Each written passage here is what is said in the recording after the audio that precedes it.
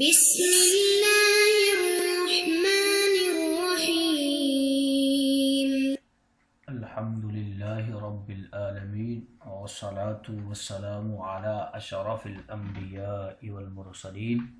أما بعد فأستعيذ بالله من الشيطان الرجيم بسم الله الرحمن الرحيم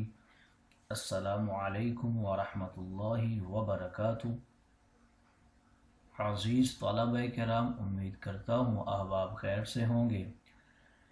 انشاءاللہ آج ہم تفسیر جلالین کے درس نمبر 253 میں سپارہ نمبر 19 سے سورہ شعراء کی منتخب کردہ آیات 20 سے لے کر 22 تک پڑھنے کی سعادت حاصل کریں گے، جن میں کلام باری تعالیٰ و کلام مفسر کا ترجمہ ہوگا۔ کلام مفسر کی تشریح و توضیح کرنے کی سعادت حاصل کریں گے اور تفسیری اغراض و فوائد کو ذکر کرنے کی کوشش کریں گے۔ تو آئیے طلبہ کرام بلا تاخیر بڑھتے ہیں اپنے آج کے درس کی طرف۔ بسم اللہ الرحمن الرحیم۔ رب تعالی نے ارشاد فرمایا، قال فعلتها اذا وانا من الضالین۔ یہاں سے حضرت موسیٰ علیہ السلام کے جواب دینے کا ذکر کیا جا رہا ہے جب فرعون نے آپ کے اوپر اپنے احسانات کو جتلایا اور کہنے لگا کہ میں نے آپ کی پرورش کی تھی، آپ کو میں نے اپنے پاس رکھا تھا، تو میرے ہی کپڑے پہنتا تھا، میری ہی سواریاں استعمال کرتا تھا،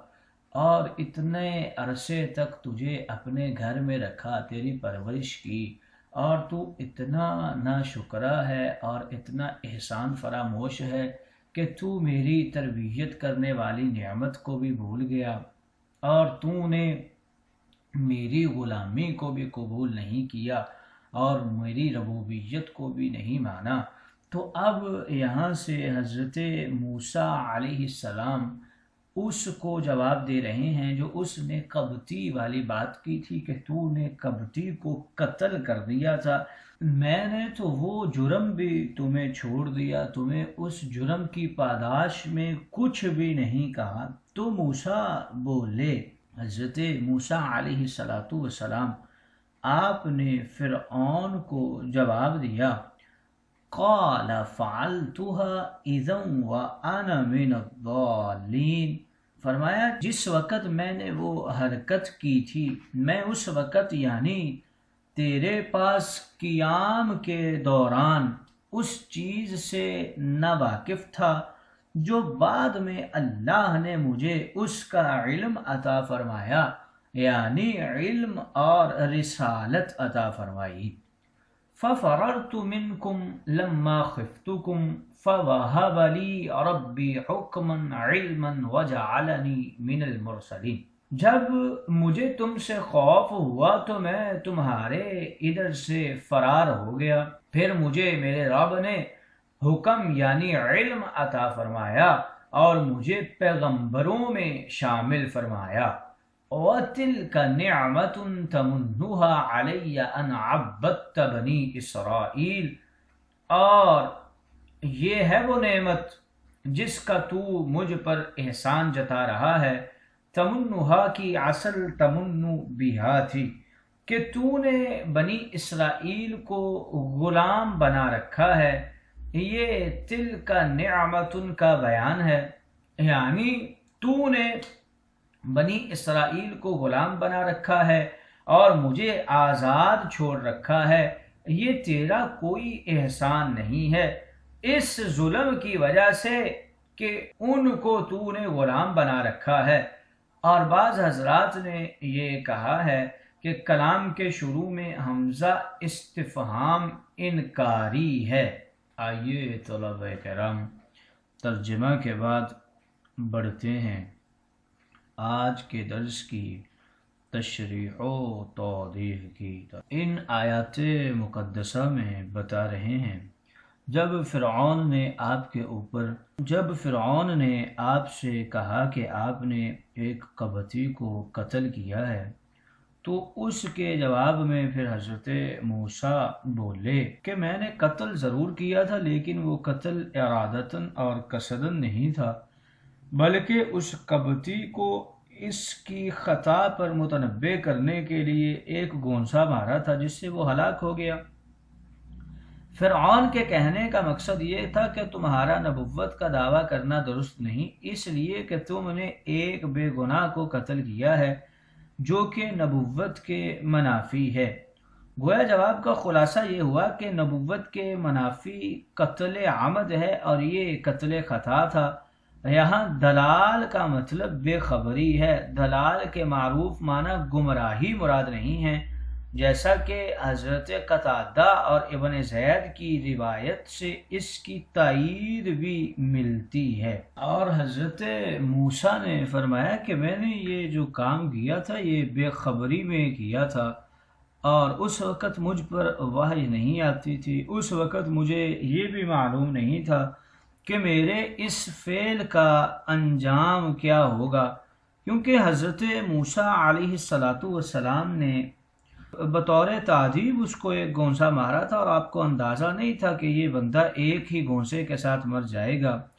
اور جو شخص کسی پر ظلم زیادتی کر رہا ہو اس کو تعذیباً مار کر دوسرے شخص کو ظلم سے بچانا یہ تو مستحسن کام ہوا کرتا ہے، بلکہ بعض اوقات یہ واجب بھی ہو جاتا ہے۔ وہ قبطی اس اسرائیلی پر ظلم اور زیادتی کر رہا تھا۔ حضرت موسیٰ نے اس قبطی کو گونسا مار کر اسرائیلی کو اس کے ظلم سے بچایا،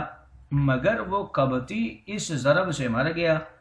ان کا قصد اس کو قتل کرنا ہرگز نہیں تھا، اور نہ ہی آپ کے پاس کوئی آلہ قتل موجود تھا۔ اس میں حضرت موسیٰ کا تو کوئی قصور نہیں ہے، اس لیے حضرت موسیٰ نے وضاحت فرمائی کہ انہوں نے عمداً فرعون کے احسانات کا کفر کرنے کے لیے اس قبطی کو قتل نہیں کیا تھا، اس لیے فرعون کا حضرت موسیٰ کو ناشکروں میں سے قرار دینا یہ بالکل بھی صحیح نہیں تھا۔ اس کے بعد حضرت موسیٰ نے فرمایا جب مجھے خطرہ محسوس ہوا تو میں تمہارے پاس سے چلا گیا، فَفَرَرْتُ مِنْكُمْ لَمَّا خِفْتُكُمْ فَوَهَبَ لِي رَبِّي حُكْمًا وَجَعَلَنِي مِنَ الْمُرْسَلِينَ۔ اس قول سے مراد یہ ہے کہ جب میں نے اس قبطی کو گونسا مارا تھا اس وقت میں اس بات سے بے خبر تھا کہ میرا یہ گونسا جان لیوا ثابت ہوگا۔ میرا یہ فعل زیادہ سے زیادہ صاحب کے حکم میں تھا، اور میں اس فعل کی وجہ سے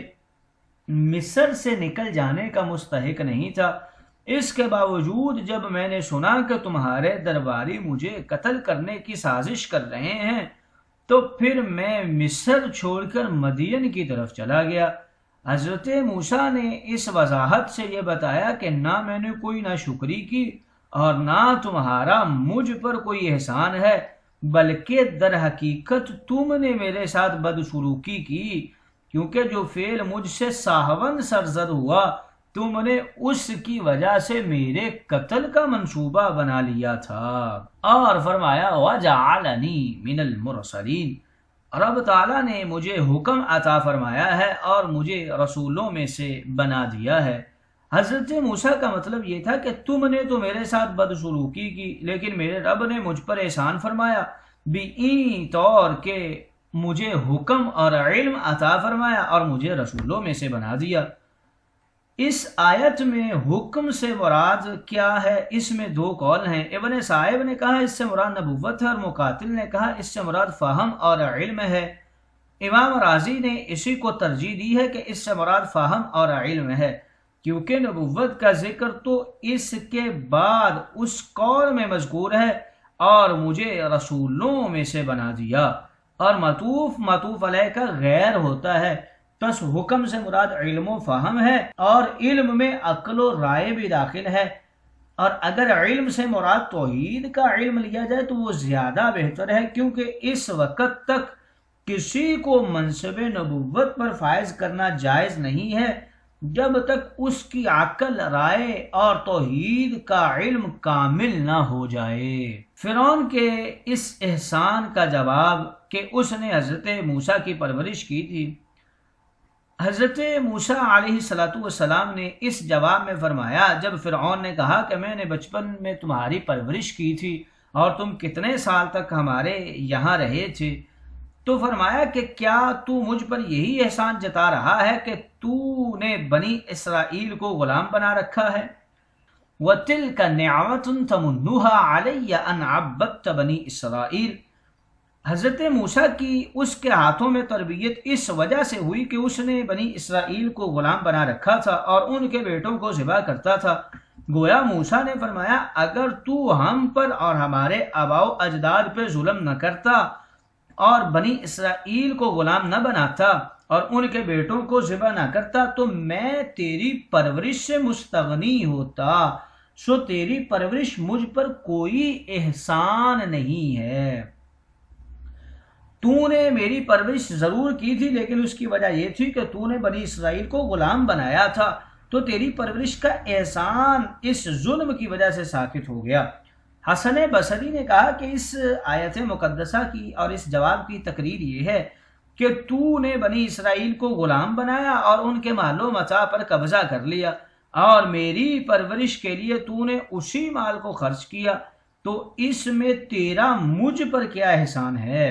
میری جن لوگوں نے پرورش کی وہ وہی لوگ ہیں جن کو تو نے غلام بنا رکھا ہے، تو تیرا مجھ پر کیا احسان ہے؟ کیونکہ میری پرورش میری ماں نے کی تھی اور ان لوگوں نے کی جن کو تو نے غلام بنا رکھا تھا۔ تو نے میرے ساتھ وہی کیا تھا کہ مجھ کو قتل نہیں کیا تھا، اور کسی شخص کو قتل نہ کرنا اس پر احسان نہیں ہے۔ اور تیرا یہ دعویٰ ہے کہ بنی اسرائیل تیرے غلام ہیں اور مولا اپنے غلاموں کے کھانے پینے اور ان کی ضروریات پر جو کچھ خرچ کرتا ہے وہ اس کی ذمہ داری اور اس کا فرض ہوتا ہے، تو اس میں تیرا احسان مجھ پر کیسے آ گیا؟ کافر اگر کسی کے ساتھ نیکی کر دے تو وہ شکر کا مستحق ہے یا نہیں، اس مسئلہ میں علماء کا اختلاف ہے کہ اگر کوئی کافر شخص کسی کے ساتھ نیکی یا حسن سلوک کرے تو اس کے کفر کے باوجود اس کی وہ نیکی باقی رہے گی یا اس کے کفر کی وجہ سے وہ نیکی زائل ہو جائے گی۔ بعض علماء نے کہا ہے کہ کافر لوگوں کے ساتھ جو نیکی کرتا ہے وہ لوگوں سے اس نیکی پر شکر کا مستحق نہیں ہوتا، بلکہ وہ اپنے کفر کی وجہ سے اس بات کا مستحق ہوتا ہے کہ اس کی توہین کی جائے، اور وہ اپنی نیکی کی وجہ سے اس کا مستحق ہو کہ اس کا شکر ادا کیا جائے۔ اور شکر کا معنی یہ ہے کہ انعام کرنے والے کی تعظیم کی جائے، اور وہ اپنے کفر کی وجہ سے اس کا مستحق ہوگا کہ اس کی توہین کی جائے، تو لازم آئے گا کہ وہ تعظیم کا بھی مستحق ہو اور توہین کا بھی، اور استحقاق میں دو ضدوں کا جمع کرنا محال ہے۔ اور بعض علماء نے یہ کہا ہے کہ کفر کی وجہ سے کسی نعمت پر کافر کے شکر کا استحقاق باطل نہیں ہوتا، بلکہ کفر کی وجہ سے اس نعمت پر دنیا میں تعریف و تحسین اور آخرت میں اس نعمت پر اجر و ثواب باطل ہو جاتا ہے۔ اور قرآن مجید کی مختلف آیات سے اس قول کی تائید ملتی ہے، جیسا کہ قرآن مقدس میں موجود ہے، اگر ماں باپ مشرک بھی ہوں تو اسلام میں ان کے ساتھ نیکی کرنے کا حکم ہے۔ وَوَصَّيْنَا الْإِنسَانَ بِوَالِدَيْهِ حُسْنًا وَإِنْ جَاهَدَاكَ لِتُشْرِكَ بِي مَا لَيْسَ لَكَ بِهِ عِلْمٌ۔ آئیے طلبہ کرام تشریح و توضیح کے بعد بڑھتے ہیں تفسیری اغراض و فوائد کی طرف۔ فَفَرَرْتُ مِنْكُمْ لَمَّا خِفْتُكُمْ، یعنی جب مجھے تمہاری جانب سے ایذا رسانی کا اندیشہ ہوا تو میں بھاگ کھڑا ہوا۔ اور حضرت موسیٰ کو ایذا رسانی کا علم اس وقت ہوا کہ جب آپ سے یہ کہا گیا ان الملأ یأتمرون بک لیقتلوک، تلک نعمت تمنها علیہ کے حوالے سے ذکر کر رہے ہیں کہ تلکا کا مشار الیہ تربیت ہے جو کہ علم نربک سے مفہوم ہے۔ تل کا مبتدا نعمت موصوف تمنوها جملہ ہو کر صفت موصوف صفت مبتدا کی خبر، مبتدا خبر یہ مبین بنے گا، اور ان عبدت یہ عطف بیان بنے گا۔ تمنو کے حوالے سے بتا رہے ہیں اصل میں تمنو بہا تھا، حرف جر کو حذف کر کے ضمیر کو فعل سے متصل کر دیا، گویا کہ یہ حذف و اتصال کے باب سے ہے۔ مطلب یہ کہ تو تیرا مجھے غلام نہ بنانا مجھ پر کوئی احسان نہیں ہے، اس لیے کہ میری قوم کے دوسرے افراد کو تو نے غلام بنا رکھا ہے، جو کہ ظلم ہے، لہذا تو زیادہ سے زیادہ یہ کہہ سکتا ہے کہ میں نے تجھ کو غلام بنا کر تجھ پر ظلم نہیں کیا، اور ظلم نہ کرنا یہ کوئی احسان کی بات نہیں بلکہ ظلم سے معمون رہنا تو ہر فرد کا بنیادی حق ہے۔ اور بعض حضرات نے وَتِلْكَ سے پہلے حمزہ مقدر مان کر اصل عبارت اس طرح بتائی ہے، آوا تل کا، کیا اس کو نعمت کہا جا سکتا ہے جس کا تو مجھ پر احسان جتا رہا ہے کہ مجھے آزاد چھوڑ کر میری پوری قوم کو غلام بنا رکھا ہے، جن سے تو ذلت آمیز اور محنت شاقہ کے کام لیتا ہے اور توہین آمیز برتاؤ کرتا ہے۔